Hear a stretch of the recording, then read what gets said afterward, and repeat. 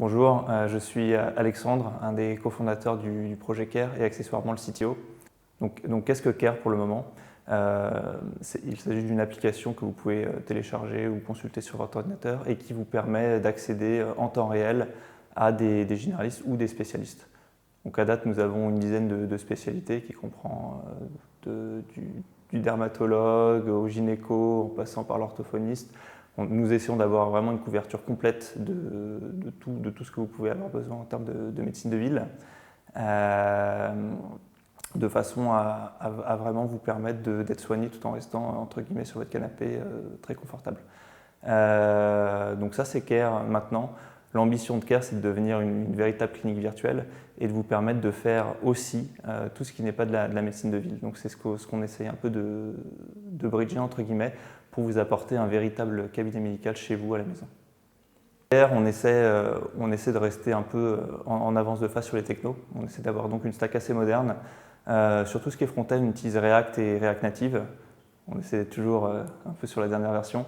Sur le backend, on utilise Node, donc aussi une techno assez récente.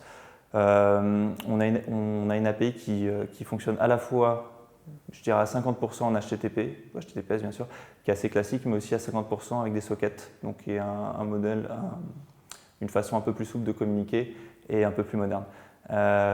Sur l'infrastructure, on est chez Amazon Web Services, qui sont pour nous vraiment les meilleurs en ce moment de ce qu'on peut faire pour tout ce qui est développement opérationnel. On utilise pas mal de choses, on utilise Docker. On est aussi avec une architecture de microservices. On utilise RabbitMQ en fait pour que les microservices communiquent entre eux. Donc moi personnellement, ce que j'aime chez Care, c'est que vu qu'on est souvent en avance de phase sur la stack, ça permet de délivrer des produits avec une UX assez sympa, tout en apprenant continuellement en fait. Concernant la méthode de travail, donc on travaille en méthode agile, j'ai envie de dire en méthode agile un petit peu simplifiée, car dans l'équipe on n'est pas fan des cérémonies d'une journée ou d'une demi-journée.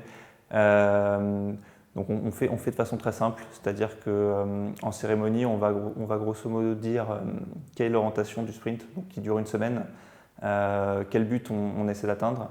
On va aussi faire une petite rétrospective pour savoir qu'est-ce qui s'est bien passé, qu'est-ce qui s'est mal passé durant le sprint précédent et pouvoir prendre les bonnes décisions qui s'imposent.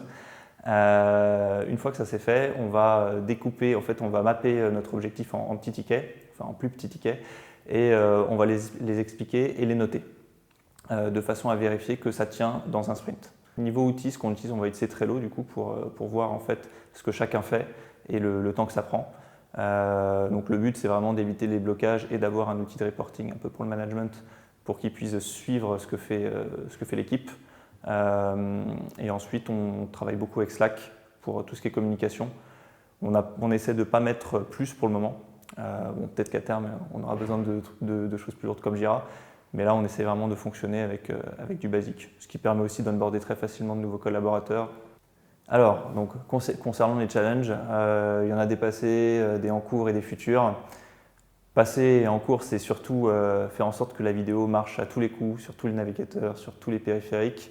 C'est pas forcément si simple que ça, parce qu'il y a plein de navigateurs, donc par exemple Safari, qui viennent juste de la supporter, d'autres qui la supporteront jamais, comme Internet Explorer, qui est bien sûr utilisé par une partie de notre patientèle. Donc c'est vrai qu'on chercherait quelqu'un qui aurait le goût pour tout ce qui est WebRTC et rentrer un petit peu plus en profondeur dans ce protocole. Donc ça c'est plutôt challenge passé en cours. Challenge en cours et futur, ça va être de scaler correctement la plateforme. Donc là on tire parti d'Amazon qui ont des super outils pour scaler facilement.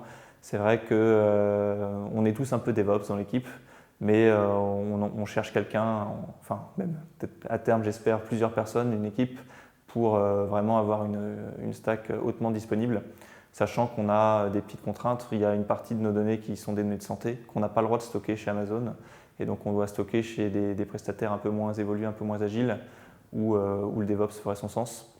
Et après, dernier challenge, si vous avez été sur le site care.fr ou si vous avez téléchargé les apps, vous avez peut-être vu que voilà, on en a fait ce qu'on pouvait, mais on sait qu'on doit encore améliorer notre design.